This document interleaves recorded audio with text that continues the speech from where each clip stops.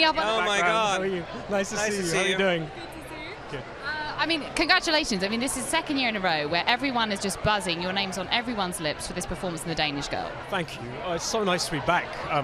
I just finished shooting a film in London yesterday, and it was cold and miserable, and now we're here in LA, and it's sunny and beautiful. From cold and miserable to warm. I have to say, you know, this people are sort of saying this is an amazing look at transgender and the transgender community at large. This isn't your first foray, though. You played Viola in 12th Night. It's true, actually. One of my first ever professional play was playing Violet in 12th Night with Mark Rylance, who's nominated this evening.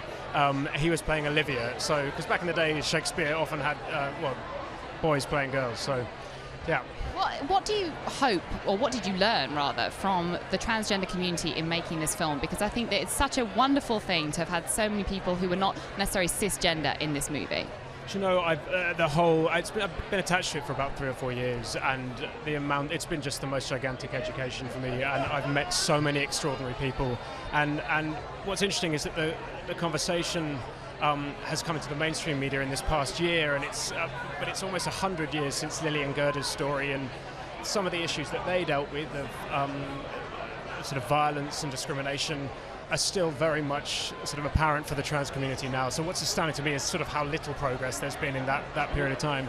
One of the most remarkable things about this, and obviously every role you do, is you take a real physical approach to the character, and you worked again with a choreographer to kind of get what it would be like to try to find those movements as a person born in the wrong body.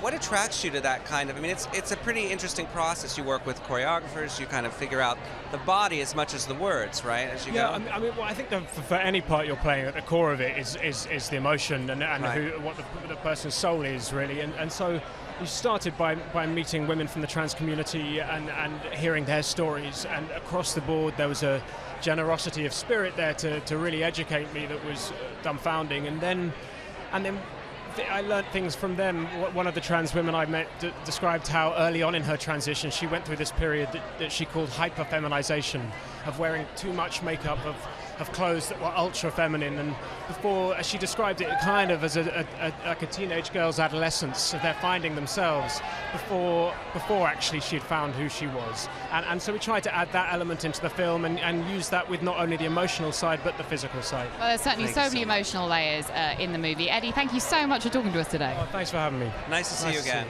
Congratulations.